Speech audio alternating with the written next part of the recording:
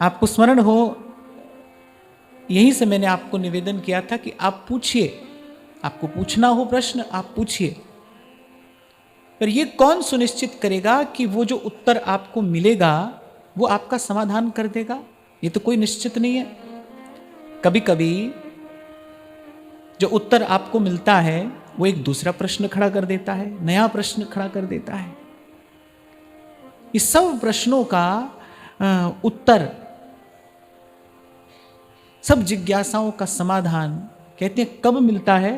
राम सनेही जब मिले तब पूरा हुए काम। ये अनुभूति प्राप्त महापुरुषों के अनुभव हैं, और मेरी दृष्टि में तो ये मणिदीप हैं, ये ज्योति स्तंभ हैं। इन्हीं को हाथ में लेकर, इन्हीं को आगे रखकर, इन्हीं के पीछे चलकर, इन्हीं का अनुगमन करके कोई टिकाने पहुंचता है। नहीं तो कहते हैं बन बन में फिरा, सब करके देखा और ढूंढ फिरा सब गाम, यहां पूछा वहां पूछा,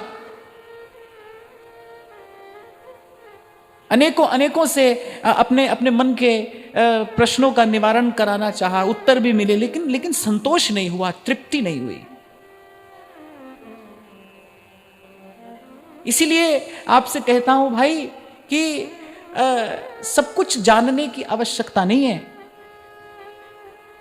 हमको प्रश्नों के उत्तर के पीछे नहीं जाना है, हमको उस स्थिति में, उस दशा में पहुंचना है जहां पर कोई प्रश्न ना रहे, जहां पर कुछ पूछना ही ना हो। देखो, जो बाहर से भीतर जा रहा है उसकी पहुंच बड़ी थोड़ी है। ज्ञान तो वस्तुतः वही जो आपके भीतर प्रकट हो, और गुरु की कृपा से ज्ञान प्रकट होता है। पोथी पढ़कर, शास्त्र आदि का अध्ययन करके जो बाहर से अर्जित किया जाता है वो भी कुछ है, उसकी भी अपनी कुछ उपयोगिता है, लेकिन प्राय करके देखा यह जाता है कि समय आने पर वो ज्ञान काम नहीं आता। समय आने पर वो ज्ञान काम नहीं आता, अपने ही काम नहीं आता। और मुझे लगता है जो सिक्का अपने ही काम नहीं आ रहा है वो किसी को दान में दोगे तो उस बेचारे का भी क्या काम बनेगा? जिस वस्तु से अपना ही काम नहीं चल रहा है उसे दूसरे का भी क्या काम बनेगा? तो प्राय करके ये देखा जाता है कि जो सब पढ़े हैं, लिखे हैं, सब जानते हैं, लेकिन जब प्रतिकूल परिस्थिति सामने आती है तब वो पढ़ा लिखा ज्ञान किसी काम नहीं आता। इसीलिए जब ज्ञान और वैराग्य के संबंध में हमने चर्चा की थी तो मैंने आपसे निवेदन किया था कि ये दो शब्द बहुत ध्यान से समझने चाहिए भाई, इनका वास्तविक अर्थ क्या है। कल ही मैंने आपसे कहा था कि जब तक ज्ञान की दृष्टि से संसार को नहीं देखोगे तब तक वैराग्य नहीं होगा। जब तक तत्व की दृष्टि से संसार को नहीं देखा जाएगा, जब तक संसार के वास्तविक स्वरूप का बोध नहीं होगा, तब तक वैराग्य नहीं होगा। ज्ञान की दृष्टि से संसार को देखा जाए, और गुरु बिन ज्ञान कहां से पाऊं? और गुरु कौन है ये तो हम सदा से ही, यद्यपि ये चर्चा का विषय नहीं है, मुझे लगता है गुरु कौन है, क्या है, कैसा है, ये तो अनुभव का विषय है, इसका तो अनुभव आत्मा करती है। पर फिर भी महापुरुषों की वाणी का आश्रय लेकर हम यहां से चर्चा करते ही हैं कि गुरु कौन है? जिसका शब्द सूर्य की भांति भीतर के मोह और ममता का नाश कर दे, जो आपको स्वस्थ कर दे, आपको देखकर, आपसे बोलकर, बतियाकर, आपको कुछ कहकर, अपने शब्द से, अपनी दृष्टि से, अपने विचार से, अपने संकल्प से, अपनी कृपा से जो तन मन प्राणों को शीतल कर दे। सतगुरु चंदन सम कहा। कैसा हो गुरु? चंदन सम कहा। भगवत प्रेम सुवास, जिसके पास जाते ही भगवत प्रेम की सुवास आए। कभी अगर आपने चंदन के वृक्ष के निकट जाकर देखा हो, मैंने देखा है तभी आपसे कह रहा हूं, अगर आप कभी चंदन के वृक्ष के निकट जाकर देखो ना तो बड़ी उन्मत्त कर देने वाली सुवास होती है वहां पर। कहते हैं कि चंदन के पेड़ के आसपास वाले जो पेड़ है ना, कुछ समय पाकर वो भी चंदन हो जाते हैं। इतनी शीतलता, इतनी सुवास होती है वहां उसके निकट जाते ही। वो जो बहती हुई बयार है ना, वो लेकर यहां वहां जाती है, उसकी सुवास को आसपास का वातावरण भी सुगंधित दिव्य कर देती है। ऐसे कहा सदगुरु चंदन सम कहा, उसके पास जाते ही कोई खुशबू आएगी। गगन में आवाज हो रही झीली झी, उसके पास जाते ही एक सुख का, एक शांति का, एक स्थिरता का, एक पवित्रता का अनुभव होता है गुरु के निकट जाते ही। और पहले भी कभी मैंने आपसे कहा था, आत्मा पहचान लेती है। जब गुरु मिलता है ना, तब न मन की आवश्यकता पड़ती है न बुद्धि की। जब गुरु मिलता है तब कोई प्रश्न नहीं होता, कोई संशय नहीं होता। जब गुरु मिलता है ना, तो आत्मा पहचान लेती है। तो गुरु मिलेगा तो ज्ञान होगा, और ज्ञान की दृष्टि से जब संसार को देखा जाएगा, तब वास्तविक वैराग्य का उदय होगा। और उस ज्ञान और वैराग्य से युक्त होकर जब भगवत भजन किया जाएगा, तब वस्तुतः भक्ति होगी। पर ये काम बनेगा कब? कह रहे भाई खूब करके देखा, कबीर तो यहां तक कहते हैं सभय रसायन हम किया। बोले जो जो शास्त्रों में वर्णित है सब साधन हमने करके देख लिए, सब करके देख लिया, पर प्रेम समान न कोई। अगली पंक्ति बड़ी सुंदर कहते हैं, रंचक घट में संचरे। जैसे भस्म होती है ना, स्वर्ण की भस्म, वो कैसे ली जाती है? ऐसे सीख से उसका स्पर्श कराया जाता है, चुटकी भर के नहीं ली जाती है वो, बस सीख से उसका स्पर्श कराया जाता है। और वो उतनी सी अत्यंत अल्प मात्रा में जब वो ग्रहण की जाती है, वो भीतर जाकर बड़े दुसाध्य रोग ठीक कर देती। ऐसे कह रहे हैं कि संत से मिला हुआ जो प्रेम है, वो जो रसायन है, रंचक घट में संचरे। और कह रहे तन मन कंचन होए। तो कह रहे राम स्नेही जब मिले तब पूरा होए काम। इसीलिए बहुत विचार करके भाई क्या साधन दिया जाए, कल्याण का साधन क्या है, कैसे ये जीव स्वस्थ होगा, वो सत्यम शिवम सुंदरम उस अपने वास्तविक स्वरूप को कैसे प्राप्त करेगा। तो फिर निर्णय देते हैं, राधा वल्लभ भजत भजी भली भली सब हो, भली भली सब होए भक्ति गुरु रीति अगाधा। यहां हम कल चर्चा को विश्राम दिए थे, भक्ति गुरु रीति अगाधा। भक्ति कैसे? अपने गुरु की रीति से, अपने आचार्य द्वारा प्रदत्त उस अनुशासन को ध्यान में रखकर फिर उस रीति से भक्ति की जाए। देखो भाई अनेक रीतियां हैं, कल भी मैंने कहा था सब ठीक है, कोई ऊपर नहीं है, कोई नीचे नहीं है, कोई आगे नहीं है, कोई पीछे नहीं है, सब ठीक है। शायद आपको मैंने यहां से सुनाया था कि मुझे बरसाना में कोई महात्मा मिले, तो उन्होंने कहा अमुक संप्रदाय में ऐसा क्यों कहा जाता है, क्यों कहा जाता है। तो मैंने कहा भाई जिसने जहां जो कहा है ना सब ठीक है, अपने गुरु का जो सिद्धांत है ना उस चश्मे को लगाकर फिर वस्तु का दर्शन किया जाता है। क्योंकि हमारी दृष्टि कमजोर है, हमारी दृष्टि उस सूक्ष्म वस्तु का दर्शन नहीं कर पा रही है, हम वहां तक नहीं पहुंच पा रहे हैं। और जब आंख कमजोर हो जाती है तो डॉक्टर दे देता है ना एक चश्मा, एक नंबर का चश्मा दे देता है, भाई अच्छा उतना ही चाहिए, ना कम ना ज्यादा। कम होगा तो भी नहीं दिखाई देगा, अधिक होगा तो भी नहीं देख पाओगे। अब वो डॉक्टर जानता है भाई आपको हमको किस नंबर का चश्मा देना है। ऐसे ही वो जो गुरु मिला है ना, वो जानता है हमारे लिए कौन सी रीति ठीक है, हमारे लिए कौन सा मार्ग ठीक है। स्वामी श्री अखंडानंद जी महाराज तो यहां तक कहते थे, बोले सबके लिए एक रास्ता नहीं हो सकता भाई। अब आप ही लोग यहां पर बैठे हो, आप ही देखो, किसी की जप में अधिक रुचि होती है, किसी की सहज स्वभाव से सेवा में अधिक रुचि है, किसी का साधन केवल श्रवण ही है, कोई श्रवण निष्ठा है किसी की। तो अपना अपना अपनी अपनी रुचि है, अपना अपना संस्कार है, जहां खड़े हो वहीं से अपनी यात्रा का आरंभ करना है, सब ठीक है। सबसे पहले तो अपने अपने मन में ये निश्चय कर लेना है भाई सब मार्ग ठीक हैं, सबको प्रणाम करके देखो इस यात्रा का मंगलाचरण सद्भाव से युक्त होकर होता है। ध्यान रखना, हमारे पास धन है नहीं है, हमारा तन स्वस्थ है नहीं है, पर अगर भजन करना है तो देखना भाई मन स्वस्थ होना चाहिए। ध्रुव जी जा रहे थे, माता सुनीति ने क्या कहा, ये सुनीति है, सुनीति ही भजन के मार्ग पर भेजेगी। सुनीति ने ही तो प्रेरणा दी ध्रुव को कि बेटा भजन कर, ये सब भ्रम है, ये सब छलावा है, ये सिंहासन नहीं है, यहां तो कोई आज बैठेगा कल गिर जाएगा, उसको उतरना ही पड़ेगा। काल मृत्यु सब छीन लेते हैं, बड़े बड़े उपलब्धि प्राप्त मनुष्य, पर काल और मृत्यु के सामने तो घुटने टेक देने पड़ते हैं ना। आज जो सम्राट है कल वो बंधा होगा कपड़े की एक पोटली में, जब गंगा जी में लेकर जाएंगे तो क्या है, कपड़े की पोटली में बंधा है, पूछो कौन है, बोले सम्राट है, कि कल सम्राट था। तो ये तन अति छिन्न भंग धुआं को धौरहर।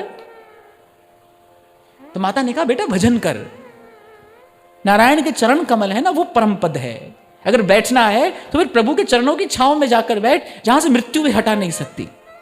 वो एक ऐसा स्थान है, वो एक ऐसी उपलब्धि है, वो एक ऐसा धन है, वो ऐसी प्राप्ति है जिसको काल छीन नहीं सकता। सब जो भी है प्रपंच बंच सब काल व्याल को खायो। आपको ऐसा लगता होगा कि जैसे इंद्र नाम है, इंद्र नाम नहीं है, इंद्र तो एक पद है। इंद्र जो है एक पद का नाम है। हम जैसे ही लोग ही अनेक अनेक पुण्य करके उस पद पर जाकर बैठते हैं, फिर जब पुण्य समाप्त हो जाता है तब वहां से धकेल दिया जाता है। क्षीणे पुण्य मर्त्यलोकम विशंति, भगवान कह रहे हैं गीता में।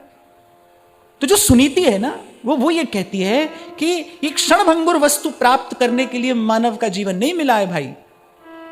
ये जो मर जाएगा मिट जाएगा, और मैं तो कहता हूं वस्तु रह जाती है, मनुष्य समाप्त हो जाता है, घर रह जाता है, आपका बंगला गाड़ी सब रह जाएगा, और आप तो नहीं रहोगे। मैंने संबंध बना तो नहीं रहेगा ना। अवश्यम भावी है, वियोग अवश्यम भावी है, होगा ही होगा। तो जिससे वियोग होगा, बुद्धजन कहते हैं भाई उससे संयोग किया ही क्यों जाए। जिससे कल बिछड़ जाना है उससे आज मिला ही क्यों जाए। उससे मिलिए जिससे बिछड़ना ना पड़े। तभी मीरा कहती है महाराज जन्म जन्म रा साथी, उस जिससे बिछड़ना ना पड़े।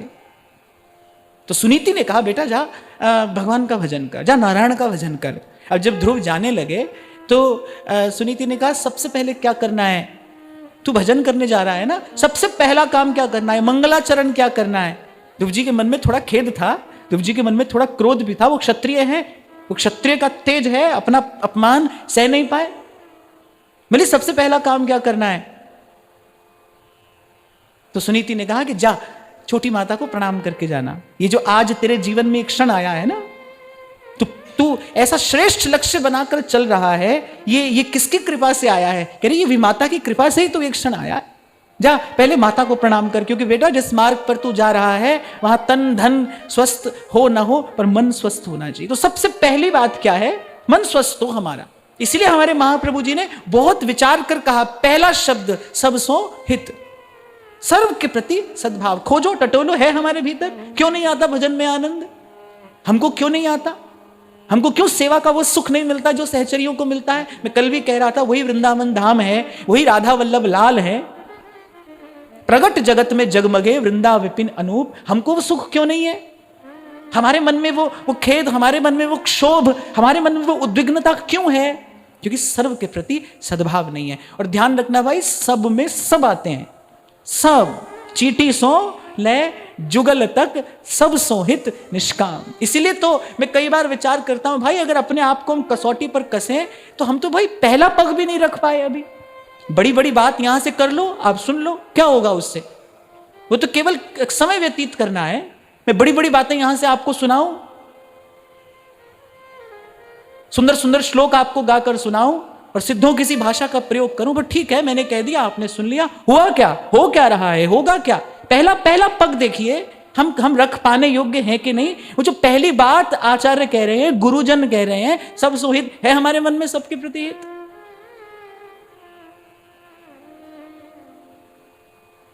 जब मन स्वस्थ ही नहीं है, देखो बहुत ऊंची चढ़ाई करनी हो, जैसे कुछ लोग एवरेस्ट चढ़ने के लिए जाते हैं तो पहले उनकी जांच होती है ना, उनकी पहले जांच होती है, भाई ये इतनी ऊंचाई पर जाने के योग्य है भी नहीं, स्वस्थ है कि नहीं। अच्छा सीधे ही नहीं जा सकते, पहले एक बेस कैंप होता है, आपको उसको क्लियर करना होता है, कुछ शर्त है, उसको पूरा करके ही आप अपना कदम आगे बढ़ा सकते हैं। तो यहां तो शिखर पर जाना है, सबसे ऊंची चोटी है। भक्ति क्या है, वो सर्वोत्तम शिखर है, वहां तक जाना है और खाली हाथ भी नहीं जाना है। कर्मों की जो गठरिया है वो भी तो हमारे सर पर है, प्रारब्ध का बोझ भी तो जीव के सर पर है, उसको लेकर जाना है तो अधिक बल की आवश्यकता है। तो देखो मन स्वस्थ है कि नहीं, सबसे पहले मन को स्वस्थ किया जाए। इसलिए बार बार आपसे कहता हूं भाई इसको छोटा साधन मत समझना। ये जो 5 मिनट 10 मिनट में कहता हूं ना आपसे, नाम जप करिए, कीर्तन करिए, लोकः समस्तः सुखिनो भवन्तु, ये भाव मन में धरकर, इसको आप छोटा साधारण साधन मत समझना, ये मन को स्वस्थ कर देने वाला है। 5 मिनट निकालिए और प्रभु को प्रणाम करके, गुरुजनों को प्रणाम करके सब संत परंपरा को नमन करके यही भाव कहकर नानक नाम चढ़दी कला तेरे पाणे सर्वत दापन सर्वे भवन्तु सुखिनः, कि मेरे द्वारा हे प्रभु जो ये आपका नाम जप किया जा रहा है, जो ये मैं आपके नाम का कीर्तन कर रहा हूं, इसकी कृपा से, इसके प्रभाव से, इसके प्रसाद से सर्व का हित हो, सर्व का मंगल हो। ये मन को स्वस्थ करने की विधा है, सब सोहित। फिर सोचेंगे कैसे मति निष्काम होगी, फिर मिलेगा कहीं जाकर वृंदावन विश्राम, और उसके बाद राधा वल्लभ लाल को हृदय ध्यान मुख नाम। छोटी सी बात कही सेवक जी ने तो, भक्ति गुरु रीति अगाधा। अब गुरु रीति क्या है देखो, महाप्रभु जी की रीति क्या है, ये महाप्रभु जी की रीति है। कल मैंने कहा था ना, रसना कटऊं जो अन रटऊं, निरख अन फुटऊं नयन, ये तो हमारा लक्ष्य है, यहां तो हमको जाना है, पहुंचना है। और गुरु की रीति क्या है, पहले सब सोहित। क्षमा करना, अपनी बात अगर मैं कहूं तो अपने भीतर अगर देखूं तो मुझे लगता है कि होता है, ऐसा समय भी होता है जब मन में सर्व के प्रति सद्भाव होता है, पर भाई व्यवहार में रहते हैं, यहाँ रहते हैं, तो कभी कभी कोई अवांछित सा भाव भी मन में आ ही जाता है। तब लगता है कि अभी भाई बर्तन कच्चा है, अभी इसको और पकना चाहिए, अभी इसको प्रतीक्षा की अग्नि में इसको और तपना चाहिए। दौड़ नहीं लगा सकते भाई, इस रास्ते पर आप दौड़ कर तो जा नहीं सकते। निपट सिलसिली गैल, दौड़ कर जाने का प्रयास करोगे, पांव फिसलेगा, मुंह के बल गिरोगे, चोट लगेगी, और धीमी गति से चलने योग्य भी नहीं रहोगे। इसीलिए रे मन संभल संभल पग, ये बात मैं इसलिए कह रहा हूं, कुछ लोगों को बहुत शीघ्रता होती है,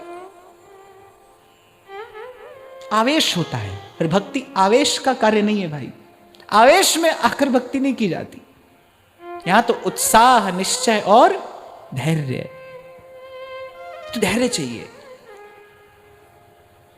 फिर दोहराऊं, यहां तो 8 पहर संग्राम, जो तैयार हो इसके लिए वो आए, जो शीस तली पे धर ना सके वो प्रेम गली में आवे ही क्यों।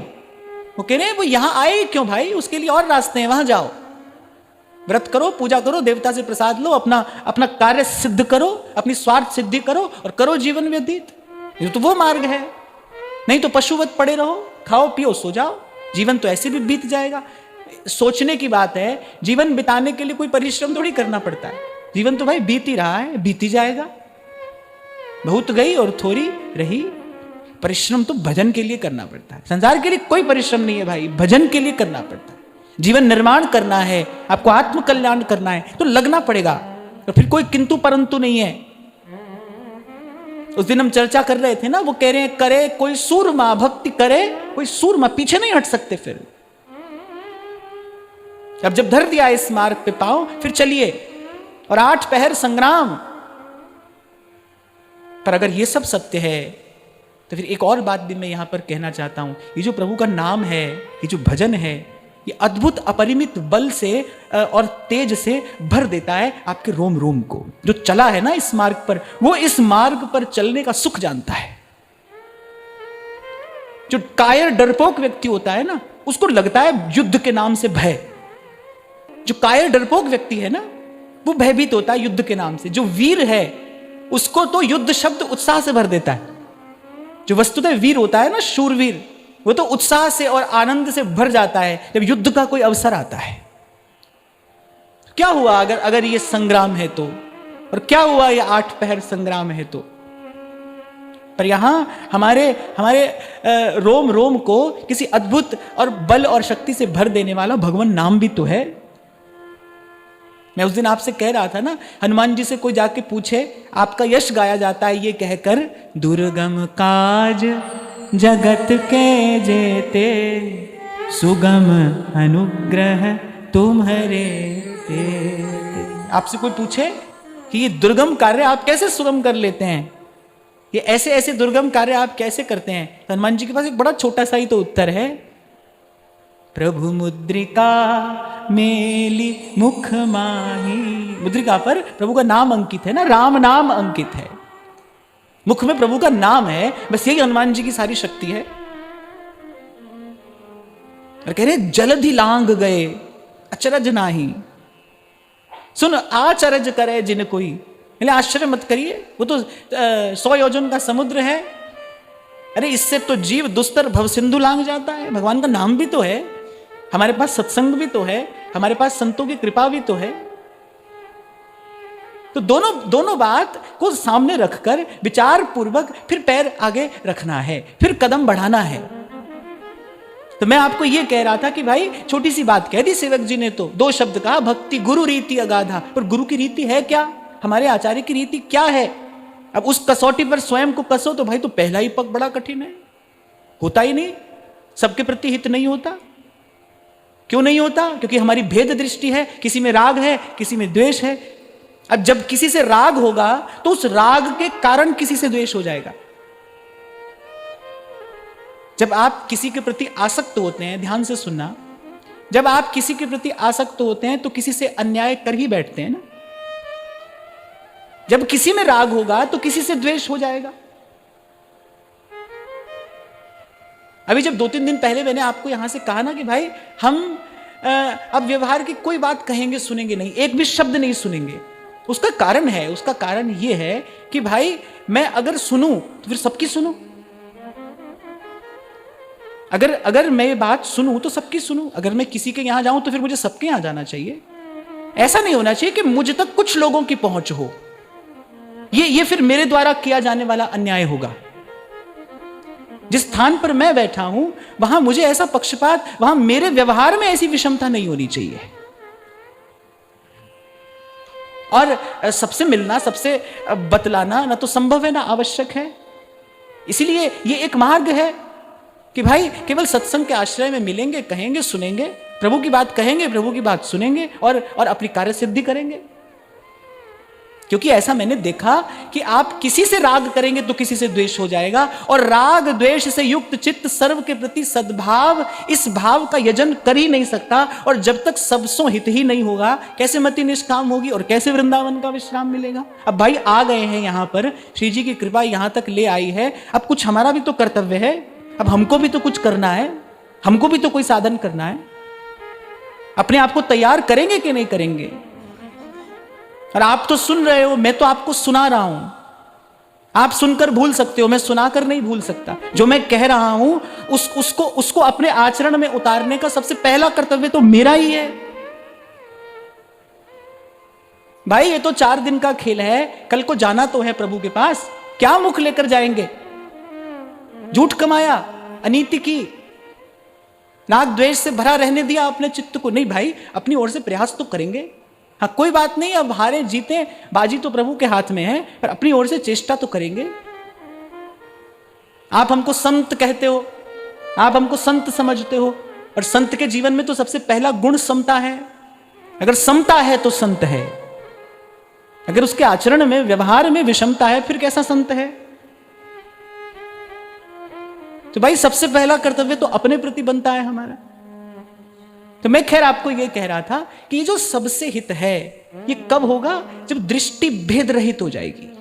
अगर राग द्वेष बना रहा तो ये मन को सदा अस्वस्थ रखेगा, ये तराजू के पलड़े को कभी बराबर होने नहीं देगा, कभी नहीं होने देगा। कठिन है, फिर कह रहा हूं कठिन है, पर करना है, हमको ही करना है। और प्रभु की कृपा है, गुरुजनों के आश्रय में हम कर सकते हैं। इसलिए कह रहे हैं भाई ये संयोग बन गया है। अब सकल सयानप छाड़ भज, दुर्लभ है यह बार, दुर्लभ है यह बार। एक और बात आपको निवेदन करूं, जब भी कोई आप श्रेष्ठ लक्ष्य निर्धारित करेंगे, आपका सबसे पहला स्वागत कौन करेगा? प्रतिकूलता करेगी। आप जैसे ही अपना लक्ष्य श्रेष्ठ बनाएंगे, विशेष बनाएंगे, आपका पहला स्वागत प्रतिकूलता करेगी। कोई शाबाशी नहीं मिलती है ऐसा काम करने से, संसार से कोई शाबाशी नहीं मिलती है। इसीलिए वहां से कोई अपेक्षा मत रखना। झूठा काम करने वाले को यहां शाबाशी मिलती है, झूठी बात कहने वाले के पीछे यहां पर भीड़ चलती है। पर सत्य के मार्ग पर तो प्राय करके व्यक्ति को अकेले ही चलना पड़ता है। सत्य का बल लेकर वो अकेले ही चलता है। कहते हैं ना एकला चालो रे, अकेले ही चलना पड़ता है यहां पर। तभी कहा कि जो शीश तली पे धर ना सके वो प्रेम गली में आवे ही क्यों। तो इसलिए थोड़ी सी चर्चा इस पर आवश्यक थी। कल समयाभाव के कारण मैं ये चर्चा नहीं कर पाया कि ये छोटा सा शब्द है गुरु की रीति, पर हमको पता होना चाहिए हमारे गुरु की रीति क्या है। हमारे गुरु की रीति यही है, सर्व के प्रति सद्भाव से पहले अपने मन को स्वस्थ किया जाए। स्वस्थ मन से यह विचार किया जाएगा, स्वस्थ मन से यह संकल्प किया जाएगा कि अब मुझे प्रभु के चरणों का ही भजन करना है। अस्वस्थ मन तो यह संकल्प भी नहीं कर सकता, फिर मति निष्काम होगी। और जिसकी मति निष्काम है ना, उसको यहां विश्राम है भाई।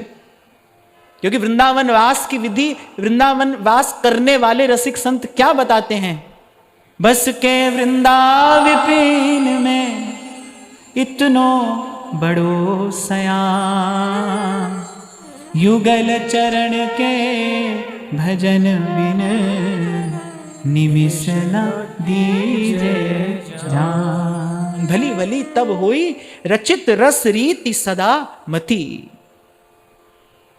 व्यास जी एक बड़ा सुंदर पद कहते हैं, मुझे बड़ा प्रिय लगता है। ये बताते हैं कि वृंदावन वास की विधि क्या है, कैसे कैसे रसिक जनों ने वृंदावन वास किया है, कैसे प्रिया प्रीतम को दुलराया है।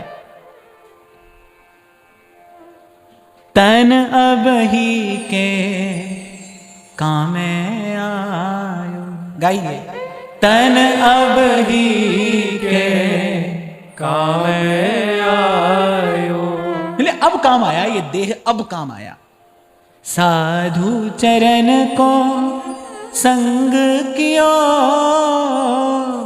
साधु चरण को संग कियो, जिन हरिजू को नाम लिवायो, जिन हरिजू को नाम लिवायो।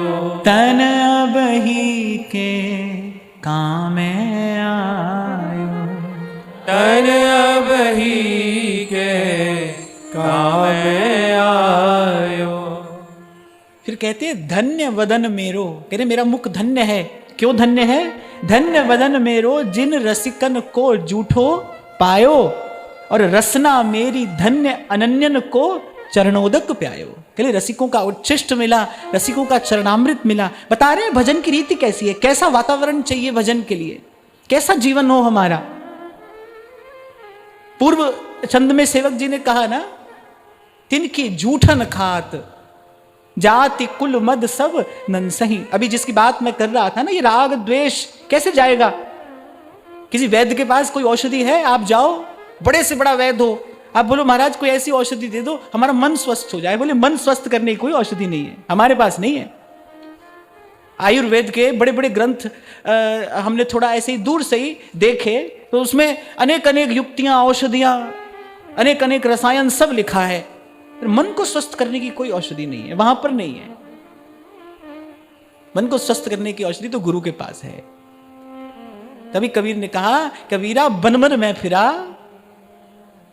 बोले बन बन फिरा और ढूंढ फिरा सब गाम, राम सनेही जब मिले तब पूरा हुए काम। काम तब बना जब कोई प्रेमी मिला, जब प्रभु का कोई प्रेमी मिला, हमारा बिगड़ा काम तब बना। अच्छा आपको एक और बात बताऊं, आयुर्वेद के सब ग्रंथों में अंत में क्या बात लिखी रहती है, बोले लेकिन ये सब तभी सफल है जब आपका मन स्वस्थ है। तो क्यों? यही लिखा है, सब बता रहे हैं ऐसा करो वैसा करो, इस समय जगो, इस समय सो जाओ, ये खाओ, इस ऋतु में ये खाओ, और वो सब बताने के बाद कह रहे बोले लेकिन भाई ये सब काम का तब है जब आपका मन स्वस्थ है। तो अच्छा मेरी शुरू से एक ऐसी आदत थी, मैं किताब सबसे पहले अंत आखिरी पन्ना पढ़ लेता था, बता देता भाई इसमें कोई काम की बात मिलेगी नहीं मिलेगी, क्यों अपना समय इसमें लगाया जाए। अंतिम पृष्ठ पर ये बात लिखी, बोले ये सब तब सफल सार्थक है जब आपका मन स्वस्थ है। मैंने कहा लो, जब मन को ही स्वस्थ करना है फिर ये सब में इतनी बुद्धि क्यों लगानी है। तो भाई वो काम किया जाए जिससे मन स्वस्थ हो, क्योंकि मन के हारे हार है और मन के जीते जीत। तो देखो ढूंढो कोई है ऐसा वैद्य, ऐसा डॉक्टर जो मन स्वस्थ करने की औषधि जानता हो। नहीं है। अब ऐसे तो श्री ध्रुवदास जी ने कहा मन गति चंचल सबनते, सबसे अधिक चंचल मन है, पर मन से चंचल भी कोई है। मन की चंचलता मिटानी है तो उसके पास जाना पड़ेगा जो मन से भी अधिक चंचल है, वहीं जाकर तो मन की चंचलता मिटेगी। नहीं तो कह रहे हैं मन गति चंचल सबनते, ऐसे तो मन सबसे चंचल है। और इस अत्यंत चंचल की यदि चंचलता मिटानी है, फिर एक उपाय है, मन की चंचलता से भी अधिक अगर किसी की चंचलता है तो वह है श्री कृष्ण के नेत्रों की चंचलता। वो श्री कृष्ण के नेत्रों की चंचलता है। वो अत्यंत अति चपल, चपलाति चपल है वो। उनकी दृष्टि में जाना पड़ेगा, उनके सन्मुख। सन्मुख होई जीव मोई जबहि। ये बात तो मैं आग्रह पूर्वक कहूंगा, मन की चंचलता पूर्ण रूपेण अगर कहीं पर समाप्त होती है तो केवल श्री कृष्ण के सन्मुख जाकर होती है। तभी स्वामी जी महाराज गाते हैं, आज तृण टूटत ललित त्रिभंगी पर। वो जो त्रिभंग ललित उनका श्री विग्रह है, वो जो उनकी मुद्रा है, वो सब किस लिए है? वो अत्यंत चंचल मन को अटकाने के लिए है। आप श्री ठाकुर जी की उस ललित त्रिभंगी छवि का ध्यान करिए। पहले चरण टेढ़ा है, फिर कटी टेढ़ी है, फिर ग्रीवा टेढ़ी है। अच्छा, वैसे त्रिभंगी कहते हैं, पर टेढ़े तो वो अनेक जगह से हैं। फिर उनकी चितवन टेढ़ी है, फिर उनकी वो जो अलकावली है वो तो कुटिलाति कुटिल है। ये सब किस लिए है? ये सब इस चंचल मन को अटकाने के लिए है, मन अटक जाए। व्यास जी कह रहे हैं हमारा तो चरणों में ही अटक गया, और तो हमने देखा ही नहीं। मन बावरे तू हरिपद अटक्यों, रे मन बावरे तू हरिपद अटक्यों। नहीं तो भाई ज्ञान ध्यान तहां सकल प्रयास।